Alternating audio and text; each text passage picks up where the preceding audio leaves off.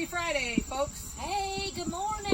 It's time for the Flower Power Jive for 5. Woo, we're so excited this week. And I'm Brenda. I'm Kay. And we are glad you're here with us. And today is going to be a very popular, one of the most popular perennials we've had in the past few years. Yes. Super, super easy to grow.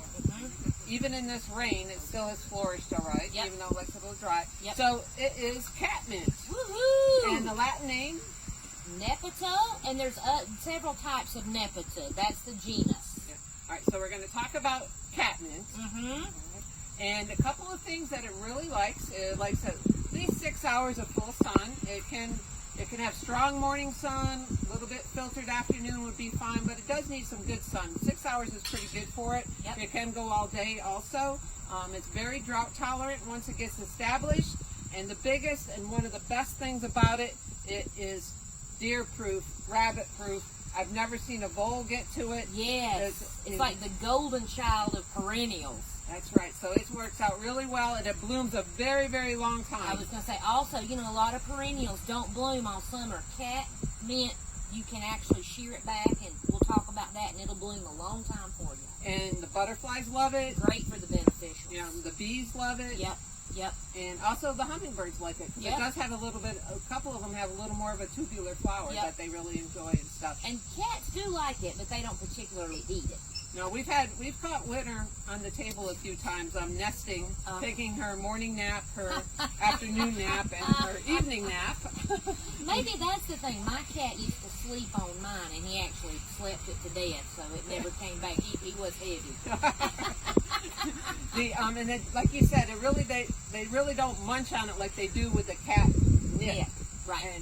And catmint might get them, you know, they might feel a little good being around it with the flavor and everything and their aroma and stuff, but you put them in a bed of catnip and they go stir crazy. I mean, they are like wild childs when they get in that stuff. Yes, it's like a party from the 70s where they get into that. So that's what they like. They do need some good drainage, so make sure in the wintertime, especially if you're, you know, it's a great border plant, and a lot of people plant along sidewalks and driveway edges and stuff. You just want to make sure that it stays away from the area where you're going to be throwing snow or throwing a bunch of salt and sand on. And you really have to pay attention to that when you're planting, especially perennials along some sidewalk edges and driveway edges. And what you talked about with our round table, if the water's running off your sidewalk, this is also a great plant for rock gardens, Brenda. Yes, it does really great with the rock gardens. The other thing with it, it's great with a couple of the plants. We're going to talk about companion plants for it. One of the things I used to use all the time when I had my landscaping business was I used the Walker's Lobe, because that was the only one that was around then. Back in the day. Whoa, how long ago, Brenda? Back in the day. It gets a little bit taller, and we'll talk about that, but this was a great border around the roses. So let's kind of start with that, with the different varieties that we have, and then what they look good with, what companion plants. So we'll start off with Walker's Low. All right.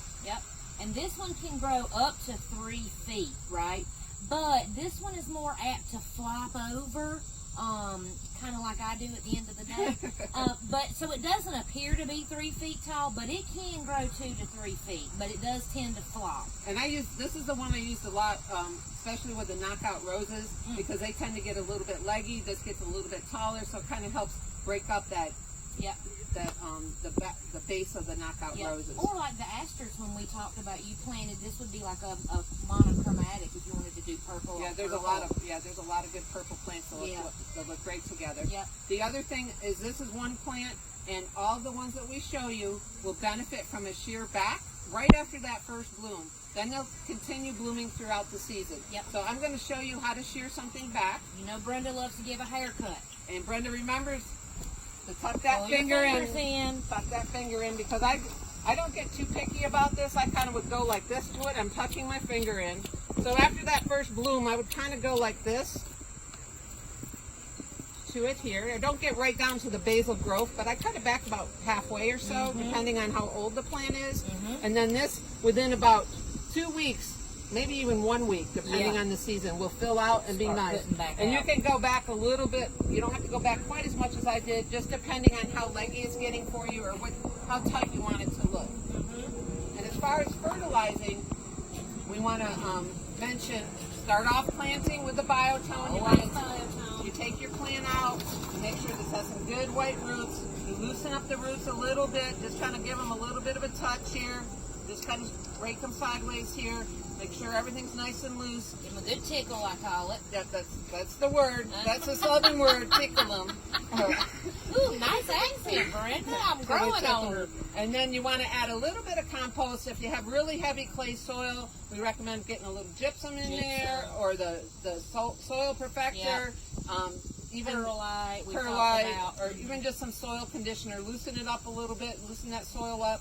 Add a little bit of this. When you're doing 1 gallon, about 3 tablespoons good in there. Yep. You can put it right against the roots. You can also mix it in with your soil mix.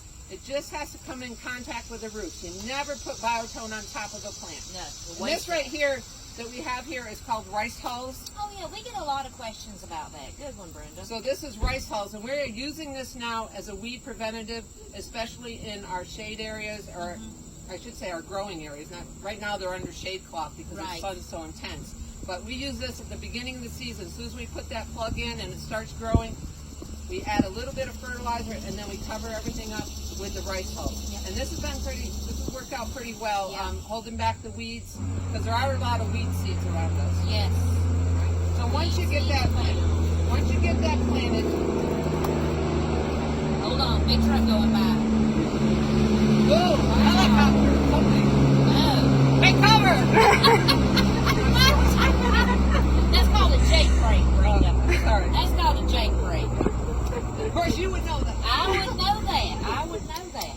All right. So once it gets started, it starts coming. You don't want to fertilize after you plant it. Right. You want to wait at least 6 months, get those roots going on it, and then in the springtime when it starts to come up, I always like to start my perennials with a little bit of plant tone, sprinkle it around the root zone area, keep it away from the crown of the plant. Get that going for 3 weeks. Scratch it in a little bit. Scratch it in, get it going for about 3 weeks to a month, and then monthly. Flower tone. You have a little bloom booster that works out pretty well. This will help it promote more flower buds, and this is a great product. We use this a lot. I know Miss Kathleen loves to recommend flower tone. All right, so that's the fertilizing with this. Yep. So the next one, so the first one was Walker's Low, the one that's been around forever. This next one is Junior Walker. Yep.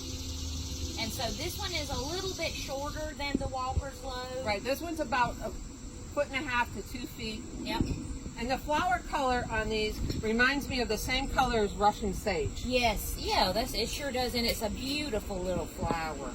Perfect for the bees and butterflies to get in there and gather that nectar. And a note about this one, which I didn't realize, this one they say is sterile. Where the Walker's Low will jump around a little bit, I've never found it that tough. Invasive, no, or this spreads too much for me, but... Yeah. So this one they say is sterile, but like I said, I haven't had that much of an issue of it seeding everywhere and have it be invasive. No, I haven't either. And the new one that we have here is called... This is Summer Magic. So this, again, these all look very similar. The main difference is going to be growth habit and size and height. So this one can get, up to 18 inches tall. And this one, is this the one that doesn't flop? Right. This one is bred to be a little bit more compact, so it doesn't spill over as much as Walker's Low does. Yep. The other thing with the 3 that we've shown you here, they all have kind of a dusty bluish gray foliage, a little bit, and they all great fragrance. Yeah, great fragrance. Didn't you say this is good for repelling mosquitoes, right? Yeah. So mosquitoes, rub some of that on me there. But it doesn't keep the sawflies away. Unfortunately, it doesn't. All right, and then we have some newer varieties that look very different, if you can see. A lot of people don't even think this is catmint because of the size and shape of the leaf. And look at the flower. Harvey, I don't know how close you can get in. Look at the tubulars. But look at the little tubes with the little dots in there. It is just such a sweet, sweet bloom. All right, so what are the 2 varieties we have? Is this Neptune?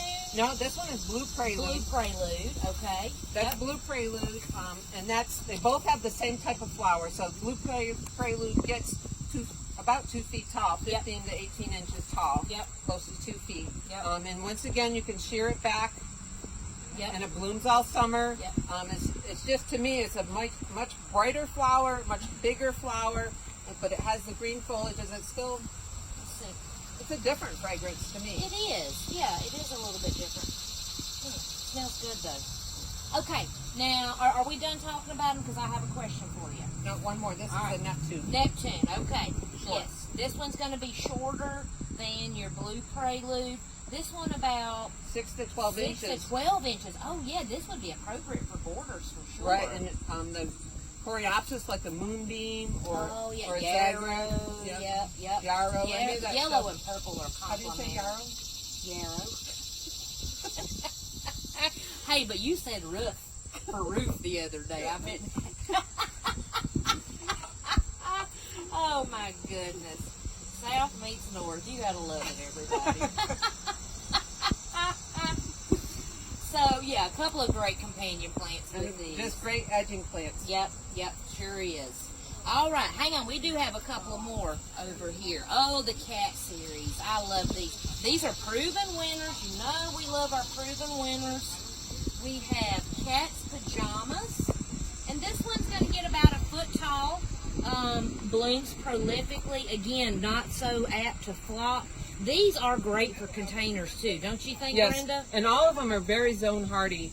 They can either go from like a 3 to 8 or a 5 to 9, so they're all extremely hardy in our area. Yep. Just make sure they stay relatively on the dry side in the winter. Yep. I think a lot of our perennials that are zone hardy here, even like the cone flowers, which look great with this, is a great companion plant with any of the catmints, the cone flowers.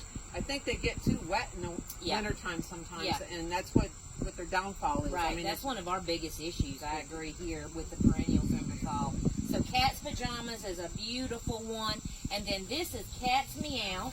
So of the two, this one's going to be the taller. This one can get up almost 2 feet tall, don't you think, Brenda? Right, and I think the leaves are a little bit smaller on these compared to the Walker's Low and Junior Walker. Right, yep, I agree. Also, I find that on this one, which is the PJs, on the PJs it's a little bit greener. And the one thing that's different about these, according to the Proven Winners website, and I have noticed it, is that they flower right from the stem, the base of the stem, all the way up. Oh, which is something new. I mean, I really haven't paid that much attention because we sell them so quickly or we cut them back. So we shear ours back here. We grow 2 or 3 crops of all of them because they're so popular. So we shear them back quite often so we can keep them in check, keep them in control, so they stay nice and tight for everyone. Yep, and I've noticed our landscape division uses this Yeah, they're starting to use that a lot more I've too. seen it a lot down there in their plant storage place. So, yeah, great plant. If you have room, put some catmint in. It's just such a beautiful thing and so important for our pollinators and the butterflies, and it's just great entertainment in the evenings to sit around and watch. And they're all going to be $5 starting today, which is Friday. Right. Going through next Friday. Yep. And even the Proven Winners, which is normally $1 more, we're going to keep it $5. So that's $5 for deal. all the 1 gallons of catmint. We're going to. I'm sure it's going to be a popular one. We have plenty of them to go around. I bet we'll sell a lot Saturday. What's going on Saturday? Oh, it's our fundraiser for Blue Ridge Humane Society. Thus, Go the reason we doggies. that's right, go doggies and kitties. The reason we chose catmint. So if you come in and shop with us on Saturday, I know the weather may be sketchy, but come see us. 10% of our sales for the day, we're going to donate to Blue Ridge. And if you donate $25 to Blue Ridge Humane Society, we will give you a certificate for 25% off shrubs, trees, and perennials. So that's a great deal. I know, and regular price. Yep, Regular price. And we have lots of new crops that have come out of the greenhouse. So that's just a great opportunity. Fall is a wonderful time to be putting perennials in the ground, most of them. So please come out and see us and support us. Bring your puppy or kitty. We'll take a picture. We'll get them on. Yeah. Hollywood, look out. That's right. The other thing is the coupon is good for that day only. The 25% okay, thanks off. for letting me know that. Yeah. I know. Don't be saving your coupon and trying to save it over Christmas. Over the Christmas holidays. You know me. I'm a miser. All right. So, can we see the peace pole? Can you get back here, Harvey, and see? We brought a peace pole for you guys because this is one of our bee peace poles. These are a wonderful addition to the garden.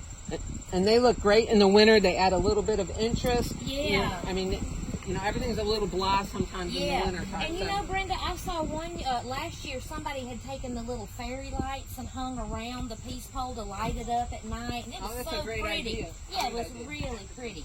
Now, Brenda, one question I want to get in. I know when people hear catnip, cat mint, they get worried because when you plant mint, it spreads everywhere. Do you feel like this catnip will spread as ferociously as like a spearmint? Not at all. Okay. I mean, I don't have that problem. I planted them for a long time. I mean, that was one of my staple plants I used in almost every landscape. Okay. And it goes, and especially the Walker's Low will get wider. It'll get 3 feet wide. Right. And the big thing with catmint is that you can divide it, and it likes to be divided in the spring.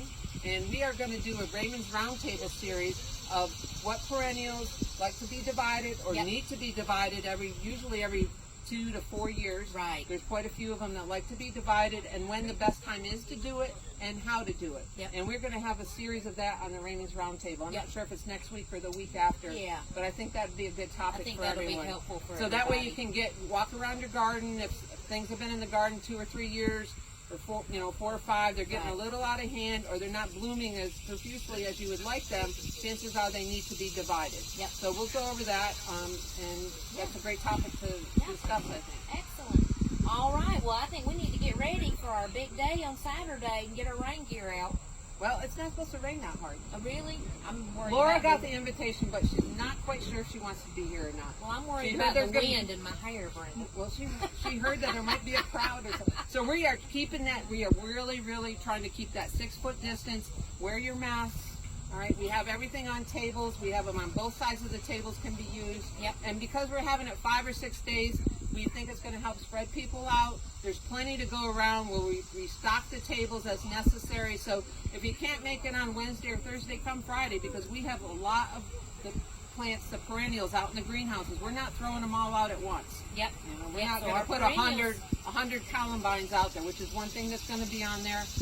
Columbines is a good one, and some penstemons, some bearded tongues and stuff, but we're not bringing them all out at once. We're going to put so much out a day, just restock the tables. We have a lot of shrubs that are going to go maybe $10, $15, and a few of the 15 gallons will be a little bit more than that. But we expect. So that's our perennial sale, which starts next week. Right. Wednesday, Thursday, Friday, Saturday, Sunday, before Labor Day. Right. Our annual perennial sale, and we couldn't do it in the spring, so we're doing it in the fall, and I'm super excited about that. But first, we're going to get through the Blue Ridge Humane Society. Now we're going to get through Blue Ridge Humane Society this Saturday. Come see us, and then we'll be busy getting ready for a sale. All right, folks. All right, everybody. Have a good weekend. Come see us. Bye. Bye.